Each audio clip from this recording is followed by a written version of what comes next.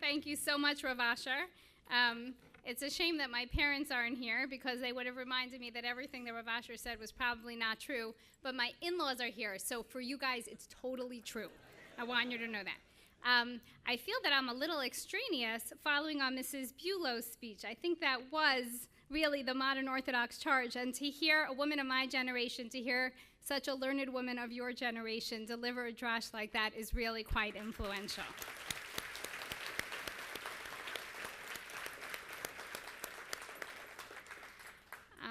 But I am very grateful for the opportunity to be Makir Tov. So in 1997, when I was a second-year law student, my Rebbe, Rabbi Saul Berman, and Rav Avi came to tell me that they were working on a program called Torat Miriam that would complement Me'orot, a leadership program that Rav Avi had started to create leadership opportunities and leadership training for rabbis. And they were working on putting together a cohort of women who would go into Jewish communal life, and they were considering taking one token lay leader, and that was me. One of the myriad lessons I learned in that year, and there were many, many, was a lifelong sense of the role that the lay person would play in partnership with Jewish communal leadership, with professional communal leadership. And so, somewhat appropriately, but maybe somewhat incongruously, that's what I want to focus on a rabbinical school dinner, the idea of lay leadership. So I remember during that year, Rabbi Berman told the story of a young law associate. Now remember, law associates famously work very long hours. So this law associate came to see him and was so proud.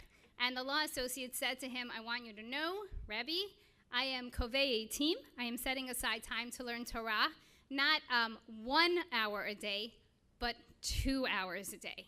So before I go to work and after I come home, whatever time that is, I'm setting aside time to learn Torah. And he was so proud.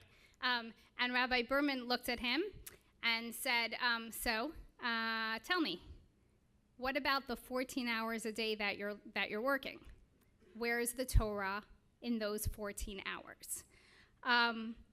So I think that's the question I think a lot about.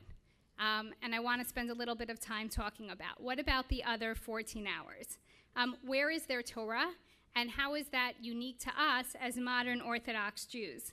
What choices do we make that are the texture of the life that we seek to build?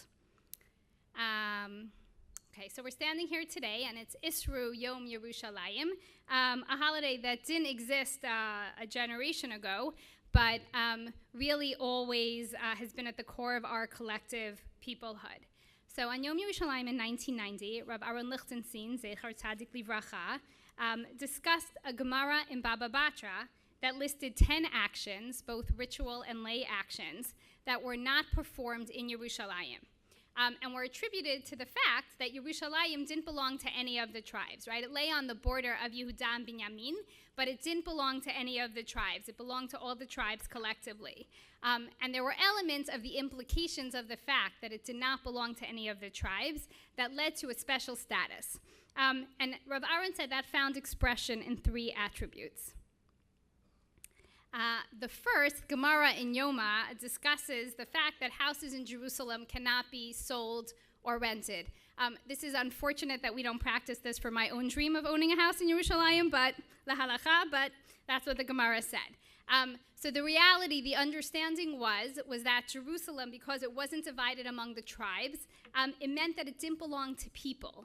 That actually Jerusalem was neither the private property nor the personal acquisition of any person in Israel. So that was the first attribute.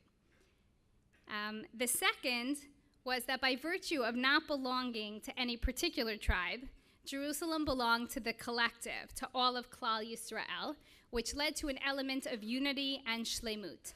And here, the focus was on the psukim at the end of Yecheskel talk about 12 gates of Jerusalem, each being named after the 12 tribes, thus creating a whole. So essentially, the shlemut, the unity of Yerushalayim, is not the result of the negation or the nullification of each individual tribe, but rather the complex combination of diversity of the Jewish tribes that leads to one of the unique aspects of Yerushalayim. The third, explains Rav Aaron, was that because Jerusalem doesn't belong to anyone, It is actually God's city. There's an element of the divine in the city when we think about Jerusalem. So Rav Lichtenstein said these articulated notions of Jerusalemness lead to an existential challenge to us to engage in Jerusalemness of our own. And those existential challenges derive from these three aspects. One, the idea that Jerusalem belongs to no one requires us to prioritize communal interests above our personal interests. Even if our interests are spiritual rather than material, we have to prioritize communal interests ahead. We have to check our egos at the door, or I guess in this case at the 12 gates, one of the 12 gates. The second idea is that we rise above sectarianism, we rise above difference, because it's only with the collective that completion occurs. And the third, Rav Lichtenstein explained, was that we must rise above the human and the national plane and focus on the divine plane. Okay, so back to that question about the 14 hours a day. So my mom was born in Romania and raised there, and she often points out that people say that it's really hard to be an Orthodox Jew, but that it's actually not that hard. And I agree with her.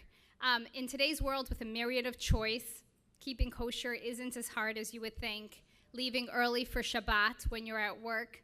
We just live in a world where people are forced to respect other people's choices. I would say, note to all the rabbis in the room, the rest of us get to not work on Shabbat. It's only you who have this problem, but I told you I was going to speak from the perspective of a layperson. So I think the question is, given this, when people meet us, how do they know that we're an observant Jew? And I think for most of us modern Orthodox Jews, it's because of the things that we don't do, right? When people interact with us, they know we're observant because of the times we don't text, or the times we don't return email, or the things we don't eat, or the days that we leave work early. That's essentially the way people know that we're observant, because of what I would say are the lo ta'aseh choices that we make. I remember when my oldest, Yaira, who I actually had when I was a Torah Miriam fellow, when she was very little, she gradually, when she was 3 or 4, came to associate Shabbat with the day that she couldn't play with her muksa toys. So we were very happy because all that bleeping noise went away, but that's how she began to associate Shabbat, and we had to think as parents how you sort of turn that around. Modern Orthodox Jews, by nature of engaging with the very tenets of modern Orthodoxy, right, ones that require us to deeply engage with learning and knowledge outside the walls of the Beit Midrash, ones that that require us to acknowledge value and diversity in the Jewish peoplehood, ones that require us to engage with non-Jews. For us, I think there's a somewhat deeper challenge. Do people know that we're observant Jews because of the aseh, because of the positive commandments? Do people know we're observant because when they want to think through an ethical dilemma, they know that they can turn to us because of our strong moral compass? Do they know that when a particular news item is being talked about, we'll react to it with concern for the weak and disenfranchised in society? Do people know that we're observant because they know that when there's a wrong, we'll work to correct it? Do they know that we can be counted on to judge others in a favorable light? Do they know that we'll do the right thing or the impactful thing with those other 14 hours of our day? As we think about the challenge of what it means to live as Jews who are known as aseh Jews, Jews who are modern Orthodox because of what we do, in addition to the things that we don't do, the 3 levels of that message of Yerushalayim are ones that I think the leadership in this room lives and engages with. Look at its leadership. Rav Avi, Rav Asher, Rabbi Linzer, people who chose it, and that's why they went into it professionally, but they modeled the charge for the rest of us, namely, to engage. So that's the question. Are we able to find expression of our Jerusalemness? Right, this room is filled with people, I have many, many friends in this room, who have taken upon themselves the mission to be known by their actions. And that serves as a challenge for us, to elevate ourselves above our own personal interests, to reach out to build bridges and to value everyone, both those on the left and those on the right of us, and to focus on our role as divine servants, the existential challenges of Jerusalem. I've been blessed in my own life to be surrounded by some very special people, many of whom are in this room, who have lived this charge for me. Belda Lindenbaum, Zatzal, who can't be with us tonight, was always a perfect example of someone for whom actions spoke much louder. The aseh spoke much louder even than the lo taseh. Other people in this room, and I'm lucky because Rav Asher went through all the rabbinic personages in the room, so you all know who you are, have also really deeply impacted in taking on the charge of what it means to be known by your positive actions. I'm blessed to have people like my in-laws, and more than that even my husband, and I have one daughter here representing, who really live this. And I think many of us are here and are committed to this cause because we see the challenges of being an Aseh Jew. And I don't think those challenges are easy. So lately I've been thinking a lot about empathy and the role of empathy. It seems like this has been a year of what seems to me almost entirely difficult news. In 2 weeks, on the 14th of Sivan, we will commemorate the yortzeit of Gilad, Ayal, and Naphtali, who were kidnapped and killed almost a year ago. That was followed by the war in Gaza, and then human-made and natural tragedies, both domestic and international. I don't know the answer, or even if there is a right answer, but I wonder about our roles as modern Orthodox lay people and as communal rabbinic leaders, as the Jews engage with the world, with our Jerusalemness. When the Navi challenge us to protect the Yatom and the Almanah among us, the most vulnerable in society, how do we express empathy when we look at news that talks about people's interaction with police and communities feeling attacked? And how is that shaped or changed when we see events that look somewhat similar taking place in Israel? Right, Yom Yerushalayim is actually commemorated by Ethiopian Jewry as a day to remember those who died on their way to Israel because of their commitment to Yerushalayim. I think the same challenges arise when we think of Agunot, again, some of the most vulnerable among us. When we think about the Russian Jewish community, who many of us in this room work so hard to have leave Israel, to have leave the former Soviet Union, and are now really still need help integrating a life of both economic and spiritual strength. So again, what's the role of empathy? When we think of Ki Gerim Hayitem, that we were strangers in a strange land, how do we think about that when every day brings news of new undocumented children arriving at our borders? And when we've seen terrible images in just the past week of boats of refugees without a place to land? How do we interact with those pictures when we are quite familiar with parallel pictures from World War II and from pre-state Israel? We know that Israel struggles with complex and serious questions of immigration, of identity, and of national security. And what is our role in all of that? How do we think about that?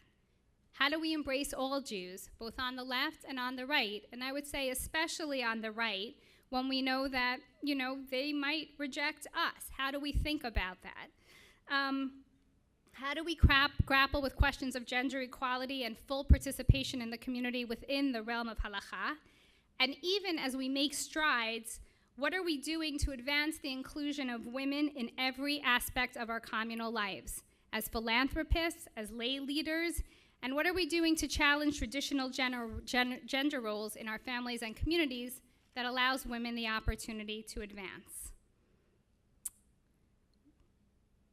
When what we do with the other 14 hours of the day, or 15 or 16, I have young children, I still don't get that much sleep, when what we do with all those hours of the day is filled with questions and an attempt at answers that are informed by this mission, then I think we've embodied the best of the leaders that YCT is producing, really thinking hard about how to engage with these questions.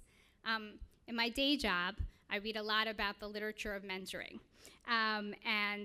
One of the things that the literature of mentoring talks about is how you keep people engaged in a task that's structurally difficult for them. So how do you keep diverse populations, for example, engaged in higher education? So it talks about, and the language in the literatures talks about forming posses. My husband pointed out that the word posse sounds like an Aramaic word, but it is not. They talk about forming posses, right? The idea that if you form a cohort that's answerable to itself, that people tend to advance who are in those cohort. So I guess what I really want to do is express my gratitude to YCT, to its leadership, and to all those leaders in this room for helping create that posse, for helping create that cohort of people who are Asay Jews, who are engaged in the mission, who are known by their actions, and are provided with Jewish leadership to guide them in their way forward.